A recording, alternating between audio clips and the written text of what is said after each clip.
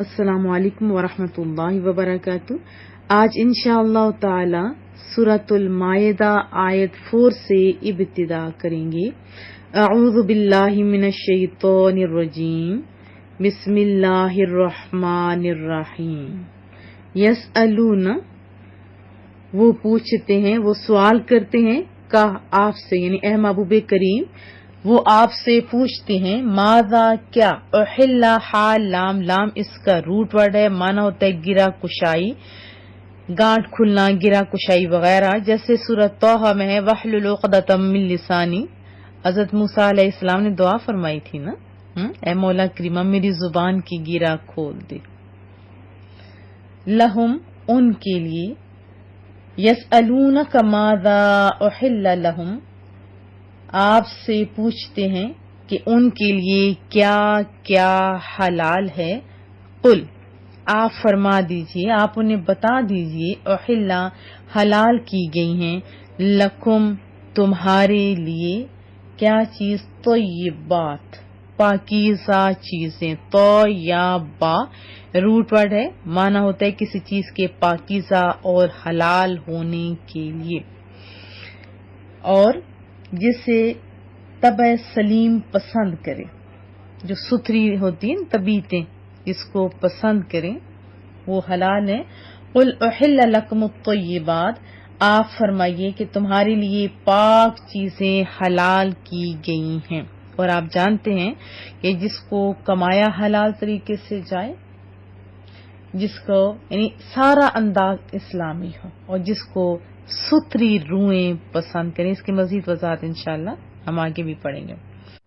وما، اور جو علمتم، تم نے سکھایا، تم نے تعلیم دی، من الجوارح، زخم دینے والوں میں سے، جیسے جوارح ہوتا ہے نا زخمی کرنے والے، شکاری جانور جو ہوتے ہیں، جرحن کا معنی ہوتا ہے زخمی کرنا، اور یہ زخم دینے والے، زخمی کرنے والے، اس میں فاعل ہے، اور جارحتن کی جمع ہے۔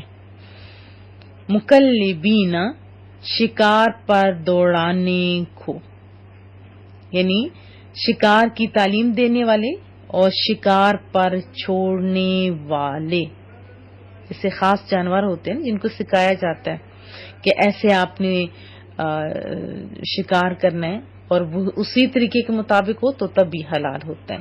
تعلمونہن، سکھایا کرتے ہو ان کو کن کو، وہ جو جانور ہیں شکاری جانور، ان کو جو سکھاتے ہو، سکھایا کرتے ہو، مما، اس سے، جو علمکم اللہ، جو تمہیں رب کریم نے تعلیم دی، جس کا علم تمہیں اللہ نے دیا، جو تمہیں اللہ تعالی نے سکھایا۔ وما علمتم من الجوارح مکلبین تعلمونہن مما علمکم اللہ، پیچھے بتایا جا رہا ہے نا کہ آپ فرمائیے تمہارے لیے پاک چیزیں حلال کی گئی ہیں، اور دوسرے ان کا شکار، جنہیں یعنی ایسے تمام جانور، شکاری جانور جن کو تم نے شکار پکڑنے کی تعلیم دی ہے، ان کا شکار حلال ہے، یعنی تم انہیں وہ طریقہ جو اللہ نے تمہیں سکھایا ہے وہ تم ان جانوروں کو سکھاتے ہو، اور ان کا شکار کیا ہوا جانور جو بھی ہوگا، پرندہ وغیرہ، تو وہ حلال ہے۔ فَكُلُوا، پس کھاؤ، مما، اس چیز سے، جو امسکنا، وہ پکڑیں، انہوں نے روک رکھا، وہ پکڑیں، کون سے، جو جانور آپ نے چھوڑے ہیں شکار کے لیے، اور اس کا لفظی معنی ہوتا ہے امساک کا، کسی چیز سے چمٹ جانا اور اس کی حفاظت کرنا۔ علیکم، تم پر یا تمہارے لیے، وَاذْكُرُوا اسْمَ اللَّهِ، اور یاد کرو یا بلند کرو نام اللہ تعالی کا، ذکر کرو اللہ کا نام، علیہ، اس پر۔ فَكُلُوا مِمَّا أَمْسَكْنَا عَلَيْكُمْ وَاذْكُرُوا اسْمَ اللَّهِ عَلَيْهِ، اس میں سے جسے تمہارے لیے وہ شکاری جانور پکڑیں اور اللہ کا نام اس جانور پر لیا کرو. یعنی جب تم شکاری جانور چھوڑتے ہو تو اللہ کا نام لیا کرو. واتقوا اللہ، اور اللہ تعالی سے ڈرتے رہو. ان اللہ، بے شک اللہ تعالی، سریع الحساب، سریع کہتے ہیں جلد لینے والا، سرعہ جلدی کو کہتے ہیں، سرعت، سرعہ وغیرہ. بے شک اللہ تعالی جلد حساب لینے والا ہے. الیوم، آج کے دن، احل، حلال کر دی گئی، لکم الطیبات، تمہارے لیے سب کی سب پاکیزہ چیزیں، سب کی سب ستھری چیزیں. الیوم احل لکم الطیبات، آج تمہارے لیے پاکیزہ چیزیں حلال کر دی گئی ہیں.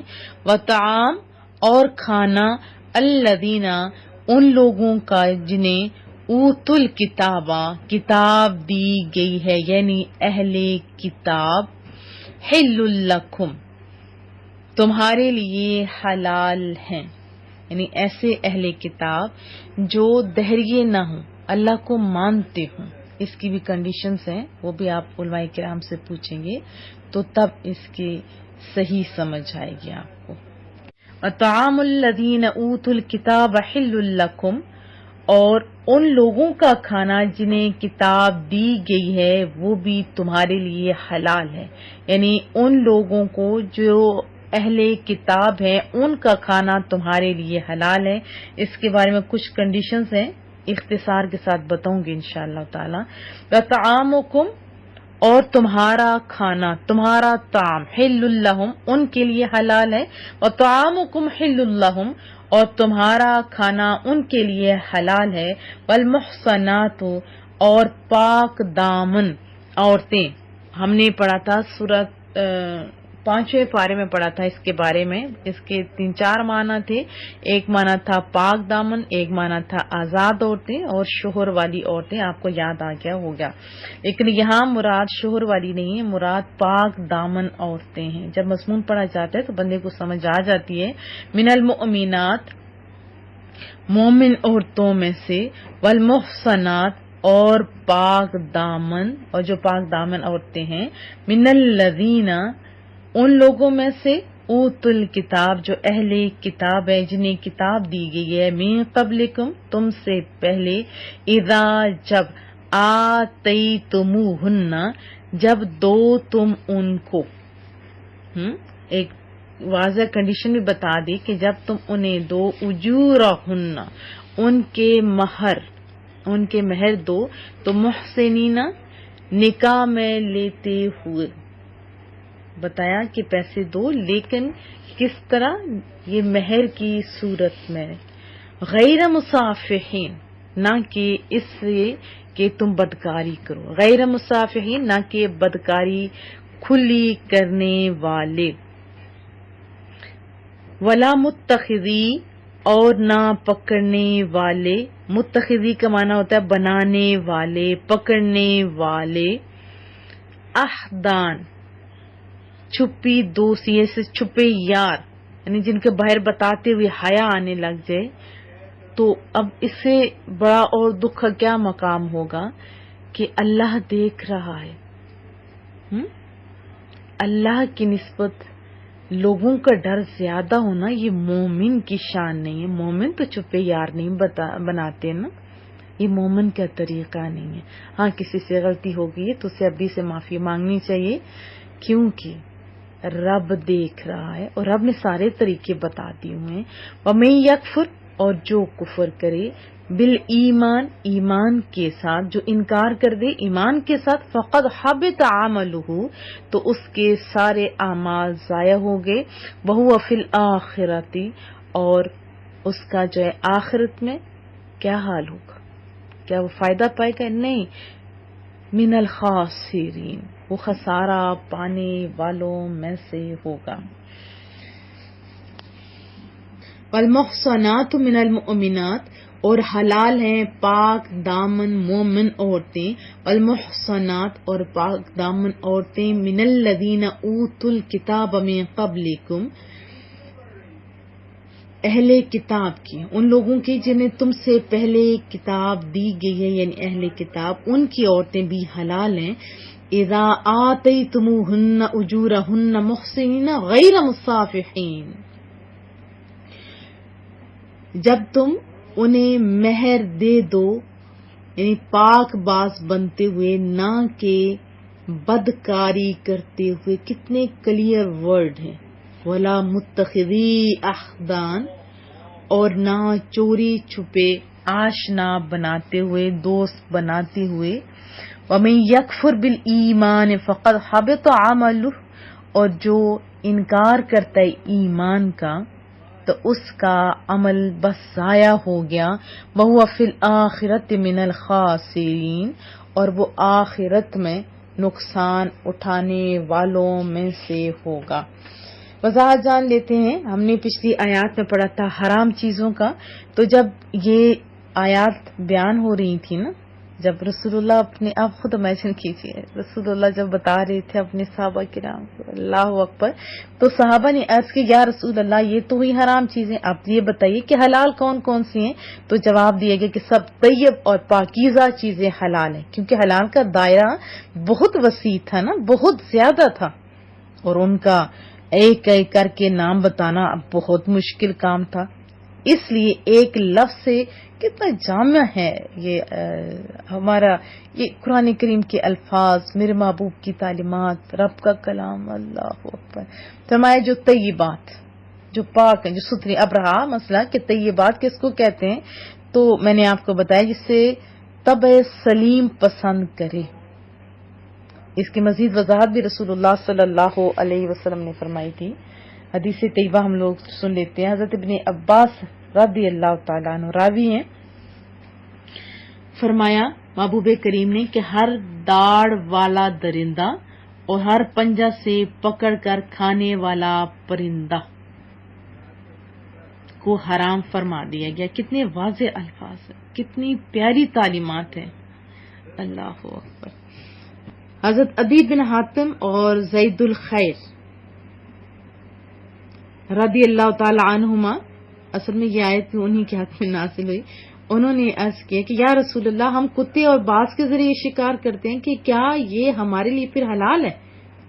یہ آیت پھر اتری تھی کہ شکاری درندوں اور شکاری پرندوں کا ایک ہی حکم ہے. بس فرما دیا کہ طیبات، اور طیبات بتایا کہ وہ چیزیں جن کی حرمت قرآن و حدیث اور اجماع و قیاس میں سے کسی سے ثابت نہیں ہے. ایک قول یہ بھی ہے کہ طیبات جس میں نے آپ کو بتایا جن کو سلیم الطبع لوگ پسند کرتے ہیں، اور خبیث وہ چیزیں جن سے سلیم الطبع لوگ نفرت کرتے ہیں، یعنی سلیم طبیعتیں نفرت کرتی ہیں. تو اس سے یہ بھی پتہ چلا کہ کسی چیز کی حرمت پر دلیل نہ ہونا بھی اس کے حلال ہونے یا اس کی حلت کے لیے کافی ہے. سمجھ آئے گی. اور شکاری جانوروں سے کیا ہوا بھی جو ہوتے ہیں جانور وہ بھی حلال ہیں، خواہ وہ شکاری جانور درندوں میں سے ہو جیسے کتے اور چیتے کے شکار، یا شکاری جانور کا تعلق پرندوں سے ہو جیسے شکرے سے بھی کرتے ہیں نا لوگ، بہت سارے باز سے شاہین وغیرہ کے بھی شکار کرتے ہیں. تو جب صحیح ان کو تربیت دی جائے پھر وہ جو شکار کریں، اگر وہ کریں جو شکار کریں اس میں سے نہ کھائیں، خود نہ کھائیں، بلکہ شکار کریں اور جس نے ان کو چھوڑا ہے اس کے پاس واپس آ جائیں. تو ایسے شکاری جانوروں کو معلم یعنی سکھایا ہوا کہتے ہیں. ٹھیک ہے، ان کا حلال ہے. اور ایک اور بات بھی بتا دوں کہ اگر وہ جانور کو نہیں کھاتے، خود نہیں کھاتے، واپس لے آتے ہیں اگرچہ وہ مرا ہوا ہو تب بھی حلال ہے.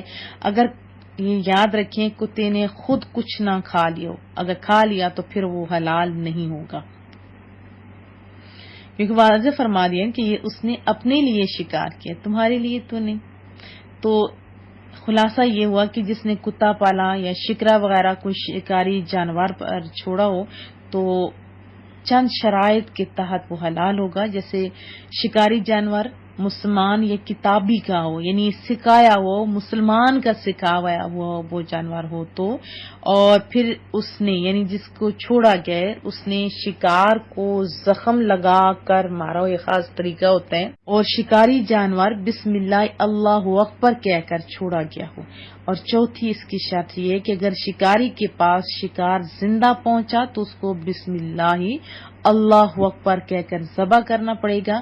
اگر ان شرطوں میں سے کوئی شرط نہ پائی گئی تو حلال نہیں ہوگا. مثلا اگر شکاری جانور معلم یعنی سکھایا ہوا نہ ہو، یا اس نے زخم نہ کیا ہو، یا شکار پر چھوڑتے وقت جان بوجھ کر بسم اللہ اللہ اکبر نہ پڑا ہو، یا شکار زندہ پہنچا ہو اور اس کو ذبح نہ کیا گیا ہو، یا معلم یعنی سکھائے ہوئے جانور کے ساتھ غیر معلم جس کو نہ سکھایا گیا ہو وہ جانور شریک ہو گیا ہو، یا ایسا شکاری جانور شریک ہو گیا جس کو چھوڑتے وقت بسم اللہ اللہ اکبر نہ پڑا گیا ہو، یا وہ شکاری جانور کسی مسلمان کا نہ ہو، تو ان تمام صورتوں میں شکار حلال نہیں ہوگا.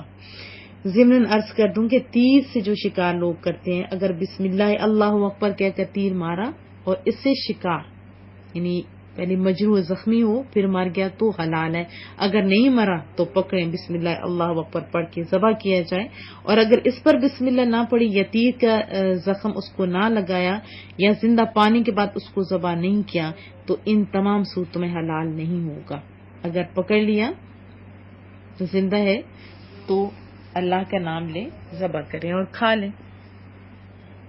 پھر اہل کتاب کا ذبیحہ بھی مومنین کے لیے حلال ہے، خواہ یہودی ذبح کرے، عیسائی، یا اسی طرح مرد ذبح کرے، عورت کرے یا سمجھدار بچہ. لیکن یہ ذہن نشین رہے، یہ بات جاننا ضروری ہے کہ ان اہل کتاب کا ذبیحہ حلال ہے جو واقعی اہل کتاب ہوں. جیسے موجودہ دور میں بہت سارے عیسائی ہیں جو دہریے یعنی اللہ کے منکر ہو چکے ہیں، تو ان کا ذبیحہ اور نہ ہی ان کی عورتیں حلال ہوں گی.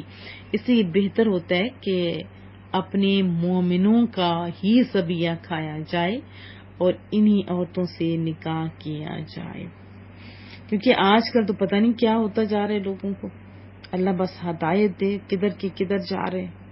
اور یہ بھی جو مسئلہ ہے یہ بھی مردوں کو ہے، جو مسلمان مرد ہیں وہ مسلمان عورتوں کا نکاح کتابی مردوں سے علماء کرام قطعی حرام قرار دیتے ہیں.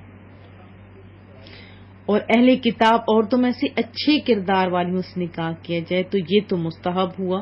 لیکن اگر وہ صحیح نہیں ہیں، جیسے غیر مسلم آپ دیکھتے ہوں گے اعلانیہ بدکاریاں کر رہے ہوتے ہیں، ان کی دوستیاں مردوں کے ساتھ ہوتی ہیں اور پتہ نہیں کیا کر رہے ہوتے ہیں، تو بہتر ہوتا ہے کہ ان سے رشتہ نہ ہی کیا جائے. کیونکہ میں نے خود دیکھا جب ہم لوگ دبئی میں فلیٹ میں رہتے تھے، 5 فلور ہمارا تھا، 6 فلور پہ ایک مسلمان تھا، اس نے ایک غیر مسلم عورت کو بڑا خوش کہ میں نے اس کو اسلام کی دعوت دی، اس نے قبول کر لیا. اس مرد نے تحقیق نہیں کی کہ اور اس عورت نے پیسوں کی لالچ میں اسلام اصل میں قبول کیا تھا، ورنہ بہت سارے لوگ ہوتے ہیں کہ جو واقعی اسلام قبول کرتے ہیں اور اتنا شوق، اتنا اشتیاق، اتنا محبت اسلام سے کہ بندہ دیکھے تو اتنا پیار آتا ہے ان لوگوں پہ. تو اس عورت نے اسلام قبول محض اس مرد کی دولت کے لیے کیا تھا، اور اس نے بھی اس کو نہ سکھایا نہ تعلیم دی. چلو دے دیے، کچھ نہ کچھ تعلیم تو دے دیتا نا، لیکن وہ ٹور پہ جا رہا ہے. اور یہ جو عورت ہے وہ جو بہت ہوشیار عورت تھی، اپنے بچوں کو چرچ میں بھی لے کے جاتی تھی اور اپنے بچوں کو سارے محلے کو پتا تھا. ان کی نوکرانی نے مجھے بھی بتایا. پھر اچانک جب انہیں پتا چلا کہ مجھ کو پتا چل گیا تو انہوں نے اپنا گھر شفٹ کر لیا تھا. تو ان کے بچے بھی کرسچن ہو چکے ہوئے تھے اور وہ عورت کس انداز میں زندگی بسر کر رہی تھی. انا للہ و انا الیہ راجعون. جب شوہر آتا تو بالکل چینج ہوتی تھی. تو بہتر ہوتا ہے کہ ہم لوگ اپنی مسلمان عورتیں جو ہیں ان سے شادیاں کریں اسی طرح مسلمان مردوں سے شادیاں کی جائیں، اور تاریخ میں اگر اٹھا کے دیکھیں تو بہت ساری عورتوں کو استعمال کیا گیا اور پھر مردوں سے شادیاں کروائی گئی. ان کی ساری خبریں اپنے غیر مسلم کو دیتی تھی اور وہ کام جو مرد نہیں کر سکتے تھے ان عورتوں نے کیے. تو اس لیے اپنی ایمان کی بھی حفاظت کیجیے، اپنی یعنی جو عقیدہ ہے اس کی خود بھی اور اپنے بچوں کو بھی تربیت دیجیے. یہ نہیں کہ جو خوبصورت عورت ہو یا جہاں بھی جو اور بس نہیں، اسلامی تعلیم دینا بہت ضروری ہے. آج کل تو میڈیا کا دور ہے اور بڑی مشکل زندگی ہے، کسی کا کوئی پتہ نہیں چلتا کہ یہ کیسا ہے اور یہ کیسا نہیں ہے، اور سامنے بیٹھا ہوا موبائل پہ کیا بچہ دیکھ رہے نہیں سمجھ آتی. آپ اپنے بچوں کی طرف توجہ دیجیے، اللہ کا خوف ان میں ڈالیے. اور یہ جو چھپے یار، یہ دوستیاں آج کل پیرنٹ خود کہتے ہیں لڑکیوں کو لڑکے دوست بنا کے دے رہے ہیں اور لڑکوں کو لڑکیاں دوست بنا کے دے رہے ہیں. دیکھیں آپ سے زیادہ آپ کا ہمدرد آپ کا اللہ اور آپ کے رسول صلی اللہ علیہ وسلم ہے. ابو بکر کریم نے فرمایا تم مجھے زبان کی اور شرمگاہ کی گارنٹی دے دو، میں تمہیں جنت کی گارنٹی دے دیتا ہوں. پھر پردے کا اہتمام کیا گیا. شیطان ہر وقت انسان کے ساتھ ہوتا ہے، تو بندے کے دل میں اللہ کا خوف اگر نہ ہو تو یہ برائی بے حیائی دن بدن جو بڑھ رہی ہیں، یہ کھل رہی ہیں، تو اس کی طرف توجہ اگر آپ لوگوں نے نہ دی تو پھر بہت کچھ خرابیاں ہو جائیں گی. بجائے اس کے کہ کل رونا شروع ہو جائے، حلال اور حرام رشتوں کی تمیز تک نہ رہے. آج اپنی آنکھیں کھولو. لڑکیوں کے لیے لڑکیاں دوست اچھی لگتی ہیں اور لڑکوں کے لیے لڑکے دوست اچھے لگتے ہیں، وہ بھی اچھے لوگ، اچھے خاندانی جیسے ہوتے ہیں، حیا والے تقوی والے لوگ. ان سے اپنے بچوں کی دوستیاں کروائیں اور اپنے بچوں کے دل میں خوف خدا ڈالیں، اللہ کا خوف ڈالیں. اللہ آسانیاں پیدا کرے.